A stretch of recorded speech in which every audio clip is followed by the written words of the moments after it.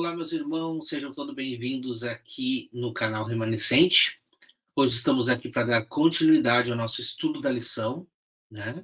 Vamos continuar aqui esse estudo que é fundamental, está tratando aí sobre a identidade da Igreja Adventista e está sendo aí aberto em 13 episódios, né? Nesse trimestre, esse quarto trimestre deste ano. Estamos chegando à lição de número 11.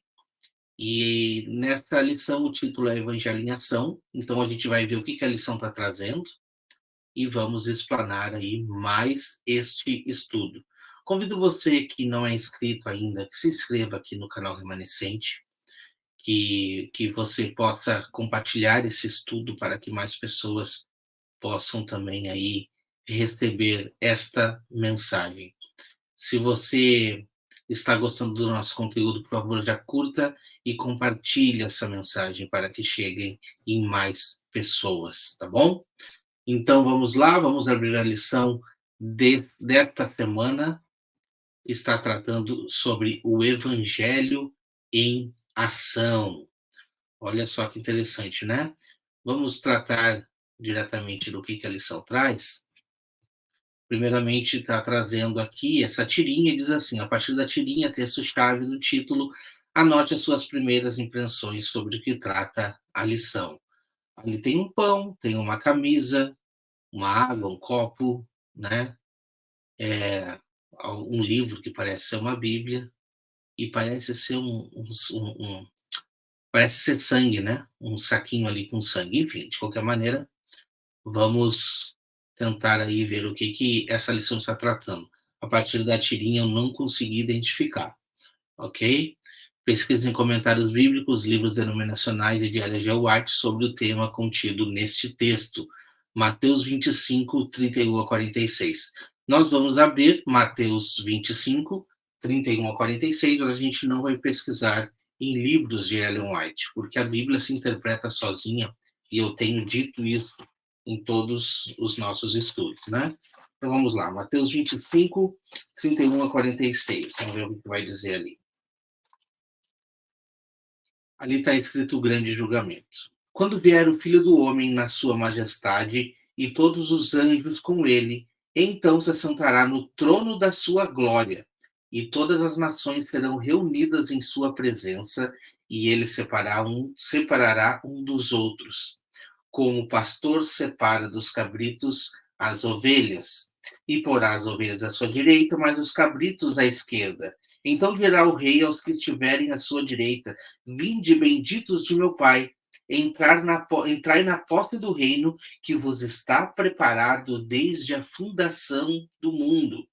Porque tive fome e me deste de comer, tive sede e me deste de beber, era forasteiro e me hospedaste, estava nu e me vestisse, era enfermo e me visitaste, preso e foste me ver. Então perguntarão os justos: Senhor, quando foi que te vimos com fome e te demos de comer? Ou com sede e te demos de beber? E quando te vimos forasteiro e te hospedamos? Ou nu e te vestimos? E quando te vimos enfermo e preso e te fomos visitar? O rei respondendo lhe dirá: em verdade vos afirmo que sempre que fizeste a um destes meus pequeninos irmãos, a mim fizestes. Então o rei dirá também para os que estiverem à sua esquerda: apartai-vos de mim, malditos, para o fogo eterno, preparado para o diabo e seus anjos. Porque tive fome e não me destes de comer, tive sede e não me destes de beber, sendo forasteiro não me hospedaste, estando nu não me vestiste, achando-me enfermo e preso não foste me ver. E eles perguntarão: Senhor, quando foi que te vimos com fome e com sede, forasteiro, nu, enfermo e preso, e não te assistimos? Então lhe responderá: em verdade vos digo que sempre que o deixastes de fazer a um destes mais pequeninos, a mim o deixaste de fazer. E irão esses para o castigo eterno, porém os justos para a vida eterna. Olha que interessante esse texto. Não já teria muita coisa para falar daqui, mas a gente vai dar sequência na lição e eu tenho certeza que nós iremos voltar nestes textos. Vamos lá, então? Lição de domingo. Questões sociais urgentes. Os pioneiros adventistas defendiam a abolição total da escravatura nos Estados Unidos. Os adventistas estavam tão ligados ao movimento abolicionista que ser adventista também significava ser abolicionista. Somente um entendimento incompleto de nossa história levaria alguém a dizer que a igreja hoje deve se concentrar exclusivamente na pregação do evangelho e evitar as questões sociais urgentes que afetam a nossa comunidade. O primeiro presidente da Associação Geral, John Byington, usou a sua fazenda como uma parada na ferrovia subterrânea, ajudando os escravos a fugir e obter liberdade. Tiago White, J.N. Andrews e J.N. Longborough e Uri Smith criticavam fortemente o governo dos Estados Unidos por sua posição sobre a escravatura e pela forma como os 3 milhões e meio de afro-americanos que viviam no país eram tratados.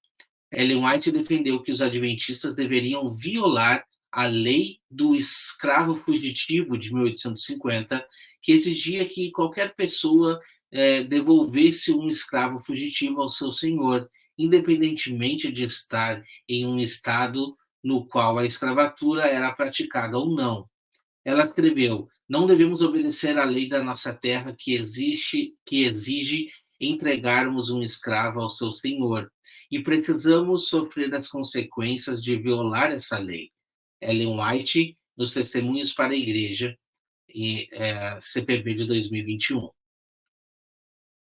Ellen White também acreditava que as pessoas que apoiavam a prática norte-americana de escravatura deveriam ser removidas da igreja. Nossos pioneiros eram contraculturais, não apenas em suas crenças sobre sábado e o santuário, mas também em áreas de interesse prático, buscando reformas sociais que estivessem em harmonia com os ensinos bíblicos. A igreja mais tarde se envolveu no movimento de temperança que defendia a proibição do álcool. Esse breve panorama de nossa história apresenta um quadro de uma igreja que era íntegra, tanto em termos teológicos quanto práticos. Pois é, interessante, né? Eu acredito que sim, irmãos, essa questão social a gente não tem nem como mensurar. A gente sabe que nós enfrentamos o racismo mesmo nos dias de hoje, mas aquela época realmente era uma época muito forte. Porém, será que Ellen White lidava simplesmente assim? Porque existem muitas questões e muitos textos que ela deixou falando sobre o julgo desigual, né? Em que ela não orienta branco casar com negro e que o filho do negro com branco ele não é muito bem quisto, né? Não sei se chega a dizer que eu não vou afirmar aqui se chega a dizer de que essa pessoa é amaldiçoada, mas não era, na verdade, uma criança que nasceria de uma forma saudável. Tem muitos que dizem isso tudo por causa das questões sociais da época.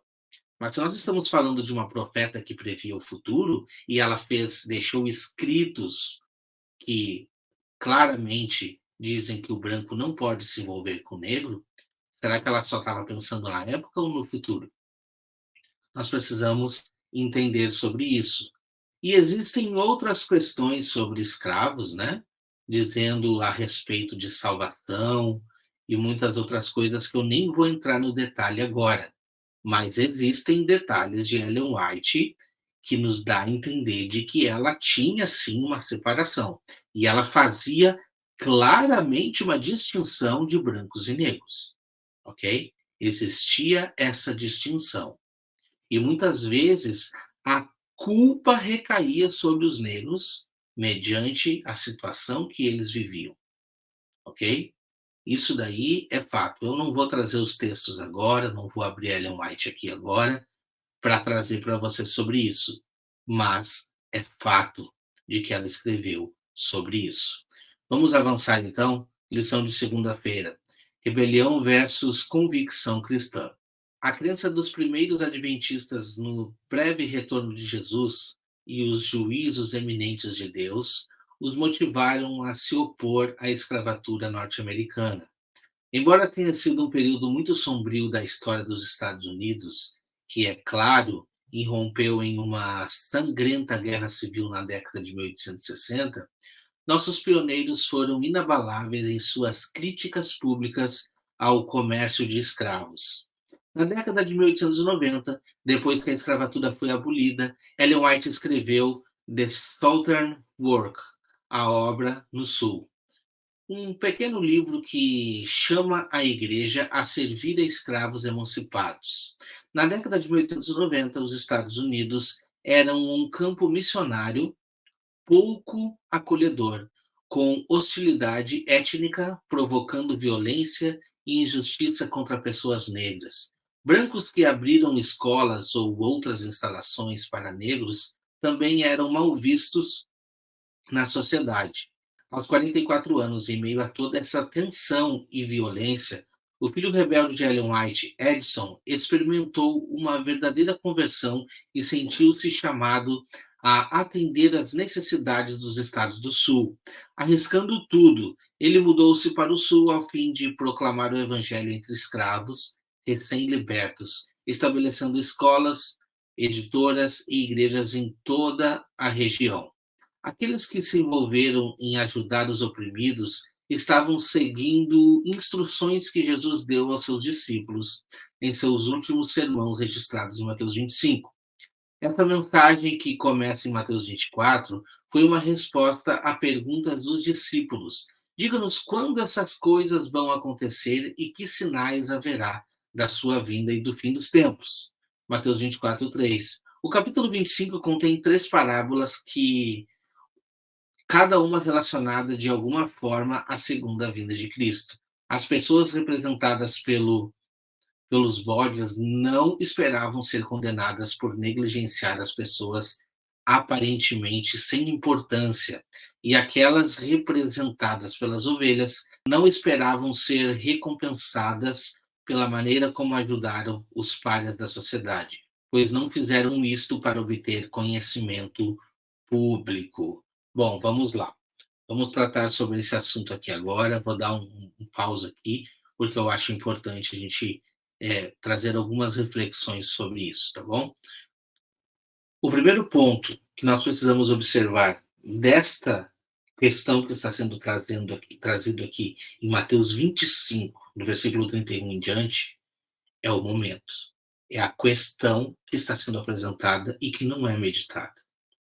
Porque aqui está trazendo já a vinda do nosso Senhor Jesus, aqui nessa terra, ok?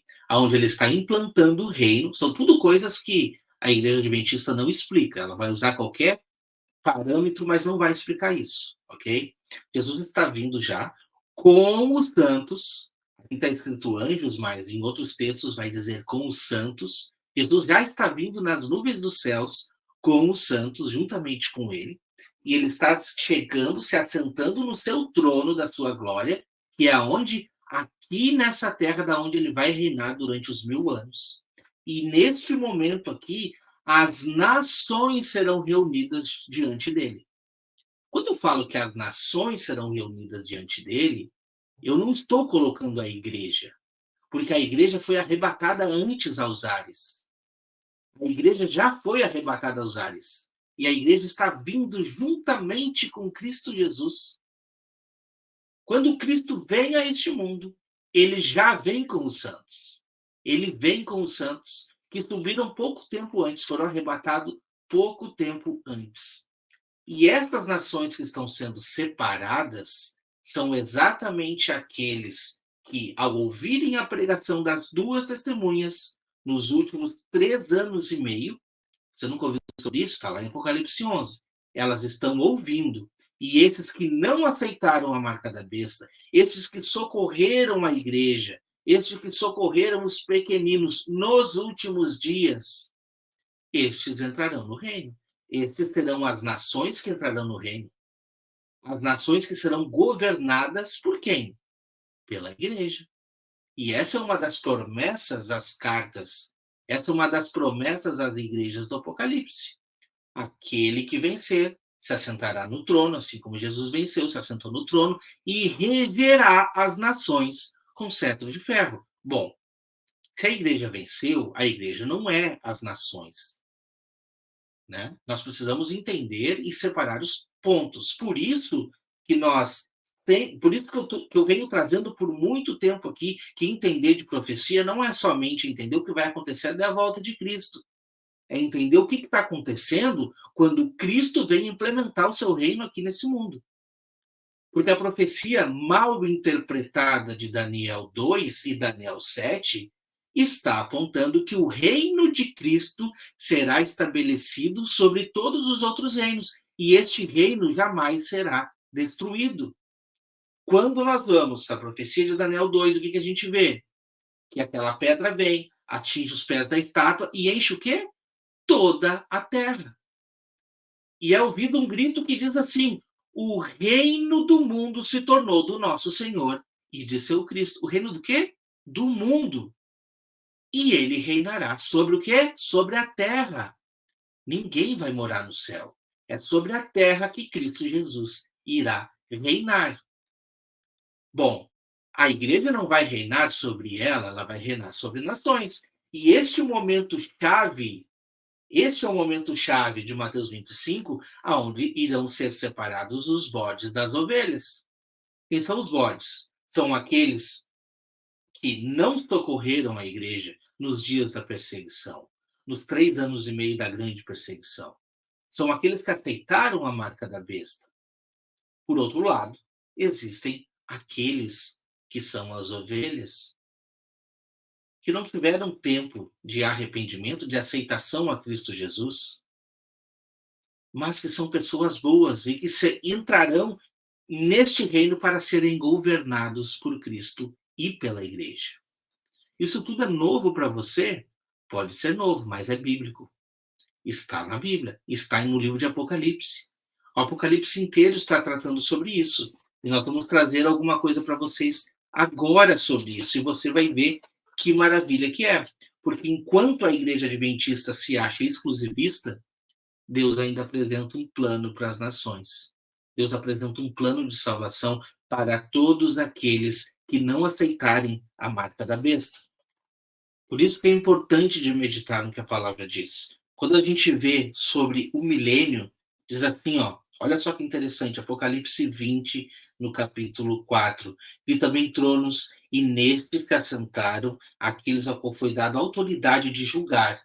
Aonde que é o julgamento? No milênio. Vi ainda almas dos decapitados por causa do testemunho de Jesus, bem por causa da palavra de Deus, tanto quanto não adoraram a besta, nem tampouco a sua imagem, e não receberam a marca na fronte e na mão. Viveram e reinaram com Cristo durante 1000 anos. Bem-aventurado tanto aquele que tem parte na primeira ressurreição. Por quê? Porque sobre esses a morte não tem autoridade, pelo contrário, serão sacerdotes de Deus e de Cristo e reinarão com eles 1000 anos. Agora, olha só que interessante. Quando, porém, se completarem os 1000 anos, Satanás será solto da sua prisão e sairá a seduzir quem? As nações que estão nos 4 cantos da terra. Gog e Magog, a fim de reuni-las para a grande peleja. O número dessa é como a areia do mar. Veja que existem nações restantes que estão aqui. Estas são as nações restantes, a quem entrarão para serem governadas por Cristo neste reino milenar. Este é um reino que será estabelecido aqui nesta terra, ok? Então é preciso entender sobre esses pontos, porque essa separação de bodes e ovelhas que está sendo contida ali em Mateus 25, do 31 a 46, não está se referindo à igreja. A igreja foi recolhida antes. A igreja foi arrebatada no som da 7ª trombeta.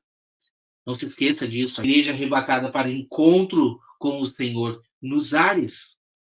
E os santos vêm com Cristo Jesus. Ok? Então é importante de meditar nesses pontos. Porque daí sim a gente tem uma base para compreender o que a palavra vem a nos trazer. Vamos avançar então? Lição de terça-feira, então. De volta à essência. Mateus 25, 34 a 36 descreve a recompensa dada aos justos.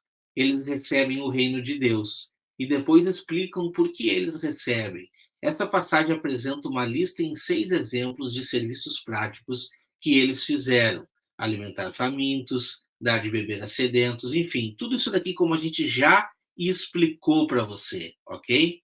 O mundo de hoje está saturado de redes sociais, em que o objetivo de muitas pessoas é receber mais curtidas, comentários e seguidores. Boas ações com frequência são registradas e postadas com intenção de influenciar outras pessoas a fazer o bem também. Embora divulgar boas ações possa ter influência positiva, permanece o fato de que demonstrações públicas de boas ações muitas vezes são motivadas pela esperança de chamar a atenção. A beleza dessa parábola está no fato de que os justos não sabem o que fizeram para receber a recompensa. É uma parte de regular a sua vida que sequer pensam nisso. Eles simplesmente respondem naturalmente às necessidades dos outros. Bom, vamos lá. Como eu falei para vocês, essa parábola não é referida à igreja, ok? Estes benditos que estão entrando no reino aqui, estes são aqueles que sustentaram, ajudaram a igreja nos tempos da perseguição. Essas são pessoas que nem fizeram parte, muitas vezes, da igreja, mas são pessoas de caráter bom, porque a igreja, sim, sabe o que ela está enfrentando nos últimos dias. A igreja, sim, já vive uma vida de santidade. A igreja vive essa vida de justiça já para com todos. No momento do arrebatamento, essa igreja já está selada. Nós sabemos disso. Isso não é novidade nem para mim, nem para os adventistas, porque neste momento a igreja já estará selada.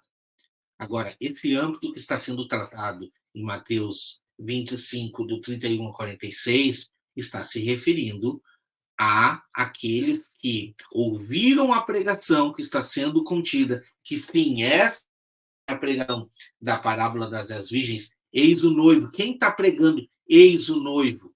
São aqueles que estão saindo ao campo da batalha nos últimos 3 anos e meio, as duas testemunhas de Apocalipse 11.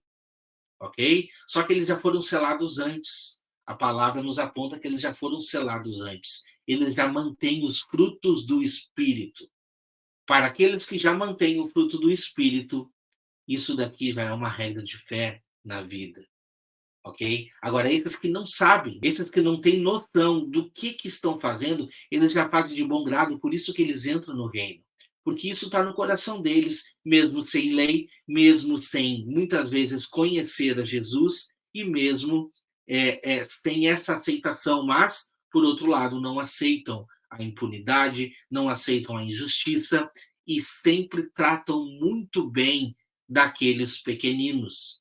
Por isso que essa parábola faz muito sentido para estes que serão separados depois que Cristo vier a este mundo. Veja só, a igreja é colhida antes de Cristo voltar. Ela é arrebatada, se encontra com Cristo Jesus nos ares, então vem para a terra, ok? Então, isso daqui, essa divisão precisa estar muito bem alinhada na sua mente desse tempo cronológico, porque aí você entende que essa separação de bodes e ovelhas, essa separação não está condizente com a igreja, com os eleitos, com os salvos, não. Estes são aqueles que entrarão no reino para serem governados por Cristo e pela igreja, ok? Para responder às perguntas dele, Jesus se compara aos necessitados, às pessoas mais rebaixadas da sociedade, declarando que quando servimos, estamos servindo a ele próprio. Mateus 25, 37, 39. Da mesma forma, aqueles que ignoram os necessitados ignoram Jesus. Muitas vezes a sociedade valoriza servir pessoas importantes enquanto ignora as classes mais baixas. Mas por meio dessas parábolas, Jesus inverte toda essa mentalidade. A importância de servir é ressaltada no livro Desejado de Todas as Nações. Quando as nações se reunirem diante dele, haverá apenas 2 grupos. O seu destino eterno será determinado pelo que houveram feito ou negligenciado a fazer por ele, na pessoa dos pobres e sofredores. Bom, como falei, toda essa questão ela é válida, tudo que foi colocado aqui, só que precisamos entender Quem são essas nações? Quem são essas nações que serão reunidas diante de Cristo e dos santos juntamente? Quem são esses, ok? Vamos avançar? Os primeiros adventistas estavam envolvidos nos movimentos da abolição e temperança. Que lições podemos aprender sobre como responder aos problemas sociais hoje? Quais são algumas das coisas que nos distanciam das próprias pessoas a quem somos chamados a servir? A conversão de Edson White o levou a servir uma das áreas mais desafiadoras da época. Como devemos reagir a ver um campo missionário muito desafiador? O que impede nossas igrejas de viver um compromisso radical e servir as pessoas em nossas comunidades? Como podemos contornar os desafios que podem nos impedir de servir aos necessitados? São muitas perguntas aqui, né, que estão sendo feitas, mas o resumo é aquilo, né? Ser cristão é viver independente de uma placa, de uma instituição, de cor, de classe social, né? É saber separar as coisas, porque antes de qualquer coisa, ser cristão é levar o nome de Cristo, levar o nome de Cristo a atender órfãos, viúvas, né? Principalmente se essa igreja recolhe dízimo, que é uma coisa da antiga aliança, mas a igreja faz, então esse dinheiro deveria servir para órfãos e viúvas. Mas isso a igreja não se importa em fazer muito não, né? Porque mexe no bolso, né, da igreja, né? A igreja não tem importância de instruir e nem de fazer. Não, para isso tem a Dorcas. Só que as Dorcas, né, ou no caso o sistema da ADRA, ela funciona com doações e não com o dinheiro do dízimo, que serviria também para órfãos e viúvas. Dessa parte, não é trazido aqui, né? Ah, entendi. Ok. Vamos avançar, então, para a lição de quinta-feira. Contracultural. Jesus foi além de apenas servir aos excluídos. Cristo se identificou com eles tão intimamente que declarou que, seja como for que os tratemos, é assim que os tratamos. Aqui Jesus se apresenta como um Deus contracultural, comparando seus pobres enfermos, presos, famintos, nus e sedentos. Isso é muito diferente da maneira como quase todo líder terreno se vê, pois alcançar status significa evitar o trabalho puxado e estigma da pobreza, mas Jesus não sente vergonha de se identificar com esse grupo de pessoas. Cristo fez essas coisas contraculturais com tanta frequência que muitas pessoas acabaram tirando conclusões equivocadas sobre seu caráter. Seus seguidores devem servir da mesma forma culturalmente radical. Devemos nos envolver com os oprimidos com tanta frequência que isso se torne parte integrante de quem somos. Quando chegar o dia do juízo e toda a qualificação profissional, hierarquia, estrutura e organização deste mundo desaparecerem, Deus buscará aqueles que fizeram um serviço genuíno e abnegado pelos outros. Jesus não é contra obter sucesso na vida, mas essa parábola redefine o verdadeiro sucesso. Para Jesus, sucesso é servir aos outros. A declaração de missão de toda a sua vida estava centrada no serviço, pois o próprio Filho do Homem não veio para ser servido, mas para servir e dar a sua vida em resgate de muitos. Mateus 10, 45. O serviço aos necessitados raramente resulta em uma conversão imediata, mas talvez seja exatamente por isso que Jesus tenha dado tanta ênfase a essa realidade. É exposta a nossa verdadeira motivação para servir. Estamos fazendo isso para chamar a atenção ou ganhar notoriedade? Ou estamos fazendo simplesmente por amor, sem buscar nenhuma recompensa terrena? Simplificando, Jesus veio à Terra porque ele é amor, e os salvos demonstrarão essa mesma característica, porque refletirão quem é Jesus. Muito bom. Essa lição de quinta-feira, muito boa. Tudo que foi trazido aqui é exatamente isso, o que a igreja é na sua essência. É isso que nós realmente precisamos buscar. Veja bem que legal, né? Não teve nenhuma citação de Ellen White aqui, mas mesmo assim o escritor da lição trouxe uma questão muito boa aqui, que é aproximar a igreja do caráter de Cristo. Ó, aproximar, não igualar. Nós não vamos conseguir igualar jamais, porque Cristo não pecou, nós somos pecadores. Por este motivo, nós somos falhos, ok? Nós não alcançaremos jamais a perfeição exigida, muitas vezes, pela Igreja Adventista. Agora, buscar o aperfeiçoamento do nosso caráter em conformidade com o caráter de Cristo é perfeito. Por isso que eu gostei muito dessa lição de quinta-feira aqui.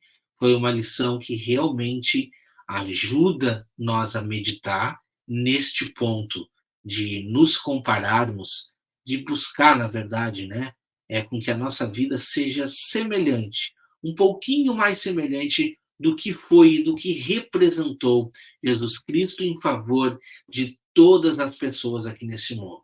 E, de fato, Jesus Cristo, aqui neste mundo, ele atendeu aquela classe mais desfavorecida. De fato, a gente vê que Cristo Jesus aqui nesse mundo, ele sempre buscou aquela classe desfavorecida. Os esquecidos da sociedade eram alvos de Jesus. E talvez se nós fizéssemos a mesma coisa, nós iríamos entender um pouquinho do que significa o amor de Cristo. Por isso que se a gente entender que nós somos o corpo de Cristo e que ele é o cabeça e que nós somos a morada do Espírito e que assim sendo, Cristo Jesus habita dentro de nós, nós podemos fazer o mínimo possível, mas fazer alguma coisa que possa orgulhar ao nosso Senhor. Porque você pode ter certeza que muitas pessoas que não fazem parte da igreja, naquele dia serão separados como justos, mas não porque socorreram a Cristo Jesus, porque atenderam a chamada de uma igreja, porque atenderam uma pregação, não, simplesmente porque, mesmo sem lei, mesmo sem o compreendimento, agiram conforme o seu coração. É isso que essa parábola traz, ok? Porque eles agiram conforme a sua integridade. Pessoas que não conheceram a Cristo, mas que viviam conforme o que Cristo ensinou. E neste momento o reino será estendido para eles também.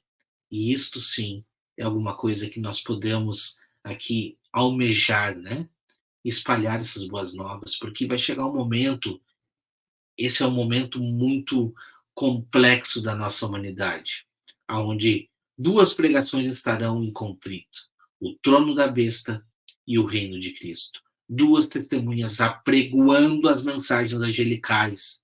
Não dê ouvido à besta, não adore essa imagem, enquanto a besta estará pregando durante esses 42 meses, durante esses 3 anos e meio, a besta estará inculcando no coração e na mente de muitas pessoas a respeito do falso evangelho, trazendo muitos a uma adoração, a uma imagem, e naquele momento muitos estarão num vale de decisão. Mas, neste momento, muitos não irão ouvir a voz do trono da besta, e muitos desses que ainda irão socorrer a igreja nesses últimos dias estarão adentrando o reino, porque serão chamados ali benditos, porque fizeram fizeram em favor da igreja, em favor dos pequeninos, o que muitos que se dizem santo não fazem. Então nós, como Igreja de Cristo, precisamos refletir o que temos feito para a sociedade, de fato. Como que temos demonstrado com a nossa vida, com as nossas ações, com as nossas boas ações, como nós temos demonstrado o nosso auxílio para com aqueles desfavorecidos. Pense bem e medite nisso, porque realmente isso reflete o que é a igreja, o que é Cristo habitando dentro de nós. Lição de sexta-feira, nos passos de Jesus. Muitos acham que seria um grande privilégio visitar os cenários da vida de Cristo na Terra, andar pelos lugares por ele trilhado, contemplar o lago à margem do qual gostava de ensinar, as montanhas e vales em que seus olhos tantas vezes pousaram, mas não necessitamos ir a Nazaré, ou a Cafarnaum, ou a Betânia para andar nos passos de Jesus. Encontraremos as suas pegadas junto aos leitos dos doentes. Trataremos as suas pegadas junto aos leitos dos doentes, nas casas humildes da pobreza, nos abarrotados becos de grandes cidades e em qualquer lugar onde há um coração humano necessitado de consolação, fazendo como Jesus fazia quando esteve na terra. Andaremos nos seus passos. O Salvador deu a sua preciosa vida para estabelecer uma igreja capaz de cuidar de pessoas aflitas e tentadas. Um grupo de cristãos pode ser pobre sem instrução, desconhecido, no entanto, estando em Cristo, podem fazer no lar, na vizinhança, na igreja e mesmo nas reuniões distantes uma obra de cujo resultado serão de alcance eterno. É porque essa obra é negligenciada que tantos jovens discípulos nunca avançam além do simples beabá da experiência cristã. A luz que resplandece em seu coração quando Jesus lhe disse: estão perdoados os seus pecados, Mateus 9:20, Mateus 9:2, deve ser conservada viva por meio de auxílio prestado a outros em necessidade. A irrequieta energia, tantas vezes fonte de perigo para os jovens, poderia ser canalizada de maneira que fluísse em correntes de bênção. O próprio eu seria esquecido na dedicada obra para o bem de outros. Ellen White, Desejar Todas as Nações.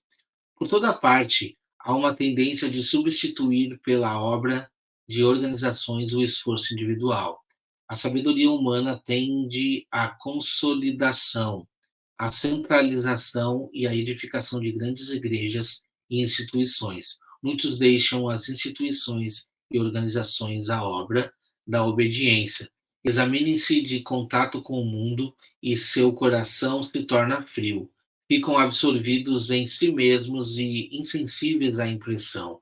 O amor para com Deus e o ser humano se extingue em seu coração. Ellen White, A Ciência do Bom Viver. Bom, vamos lá.